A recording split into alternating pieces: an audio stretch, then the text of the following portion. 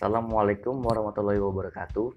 Nama saya Muhammad Dinodio Putra Semono, NIM 20091160023, Sistem Informasi A, Fakultas Teknik Universitas Mula Warman, tahun angkatan 2020. Dan hari ini saya ingin membahas materi tentang AI atau Artificial Intelligence. AI, kecerdasan buatan atau yang biasa disebut AI, adalah sebuah simulasi manusia yang dimasukkan ke dalam mesin dan diprogram agar bisa bekerja seperti halnya manusia. Sebelum kita masuk terlalu dalam membahas AI, kita perlu melihat sejarah dari AI tersebut. AI adalah suatu konsep yang sudah berada di bumi jauh dulu dan tepatnya pada zaman Yunani kuno. Wah, cukup lama sekali ya kita bayangkannya. Ya, karena pada dulu sudah ada yang namanya Talos, yaitu raksasa dari perunggu dan Galatea, di mana patung tersebut dibuat menggunakan konsep kecerdasan buatan tersebut. Tapi ide tentang AI tersebut juga salah satu cetusan dari seorang ahli matematis, Alan Turing. Karena dari idenya, sekarang AI pun menjadi hal yang populer di kalangan banyak orang, terutama peneliti. Terus banyak sekali pertanyaan tentang AI ya. Jika AI bisa bekerja layaknya manusia, apakah nanti AI bisa mengambil alih dunia serta memimpinnya seperti di film-film dan game-game contohnya? Well, jawaban simpelnya sih ya tidak. Karena sebuah AI pasti pada awalnya diprogram oleh manusia. Jadinya segala pergerakan maupun aksi yang dilakukan, AI pasti dalam jangkauan manusia tersebut. Terkecuali ya manusia yang punya niatan buruk dalam membuatnya ya. Terus apa saja sih yang diperlukan untuk AI bisa bekerja layaknya manusia? Seperti manusia, AI pun butuh yang namanya learning ataupun sebuah pengalaman dan data agar bisa bekerja. AI pun dapat melakukan self-correction, dengan ini mampu bekerja secara maksimal dan secara efisien. Proses pembelajarannya pun tidak selalu diperlukan manusia untuk mengkolek-kolek data-datanya, karena AI pun dapat belajar dengan sendirinya berdasarkan pengalaman atau experience-nya saat digunakan oleh manusia. Dan secara garis besar, AI pun dapat dibagikan menjadikan 4 kategori, yaitu acting humanly, sistem yang bertindak layaknya manusia; thinking humanly, sistem yang mampu berpikir secara manusia; berpikir rationally, yaitu think rationally, sistem yang dapat berpikir secara rasional; act rationally, sistem yang dapat bertingkah secara rasional. Contoh AI yang terkenal di kalangan semua masyarakat sudah banyak saat ini. Contohnya dari Google ada Alexa, dari Apple ada Siri, di Samsung ada Bixby dan lain-lain.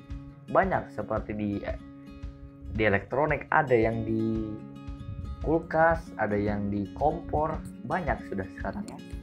Dan seperti yang kita ketahui saat ini, AI ini berperan sangat besar pada dunia, terutama dalam mempermudah kerja manusia, terutama dalam segi tenaga. Dan ada pun AI yang digunakan untuk kebutuhan militer. Bisa bayangin gak nanti kalau perang antar negara, yang keluar nanti malah kumpulan para robot, semua manusianya cuma nunggu di rumah.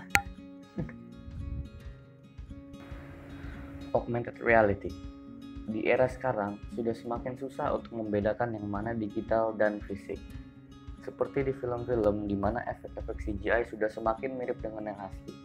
Tetapi kita ingin membahas satu teknologi yang menggabungkan teknologi dari AI dan saat ini sudah makin cepat memasuki fase baru yang memungkinkan kita untuk mendapatkan user experience yang jauh berbeda dari sebelumnya. Augmented reality atau disingkat AR adalah sebuah teknologi yang memperluas dunia fisik kita dengan cara menambahkan lapisan informasi digital ke dalamnya.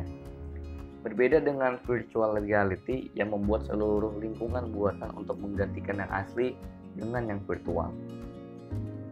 AR muncul di tampilan langsung dari lingkungan yang ada dan menambahkan suara, video, dan grafik dalamnya.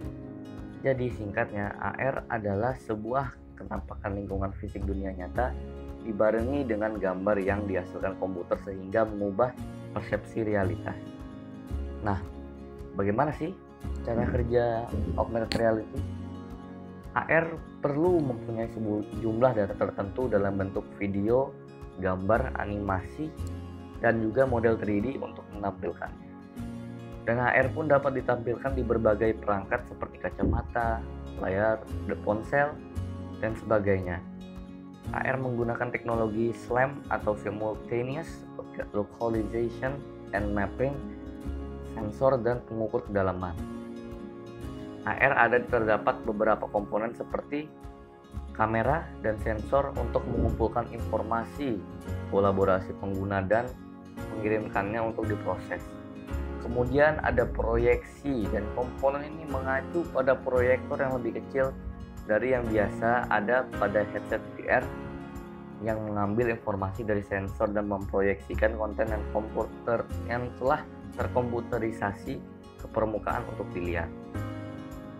Banyak jenis dari augmented reality dan masing-masing memiliki perbedaan dan kegunaan dalam pengaplikasiannya.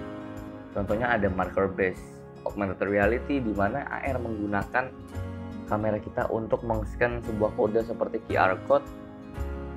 Selanjutnya ada markerless augmented reality yang menggunakan GPS, kompas digital, pengukur kecepatan atau akselerometer yang tertanam dalam perangkat untuk menyediakan data berdasarkan dari lokasi kita.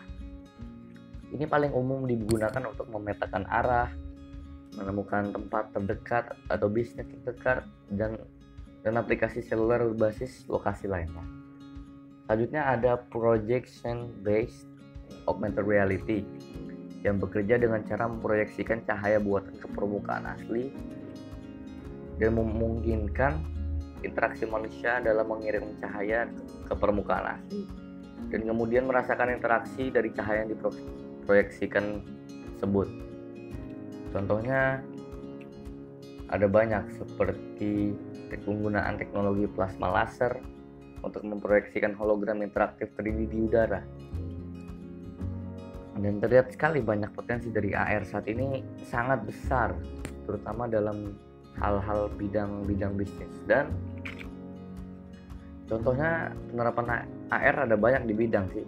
Contohnya seperti di game ada Pokemon Go, dan paling kerennya di Amerika di klinik Cleveland Case Western Reserve University, siswa diajarkan seluk-beluk anatomi menggunakan headset AR, dan masih banyak lagi. Perkembangan AR pun semakin meningkat, dan mungkin saja bisa saja ada di mana kita tidak bisa lagi membedakan yang mana digital dan yang mana yang asli. Sekian dan terima kasih. Video ini saya buat untuk memenuhi ujian akhir semester mata kuliah Sistem Teknologi Informasi, mata kuliah Pak Aryo. Jika saya ada salah kata, mohon maaf. Dan itu saja dari saya. Wassalamualaikum warahmatullahi wabarakatuh.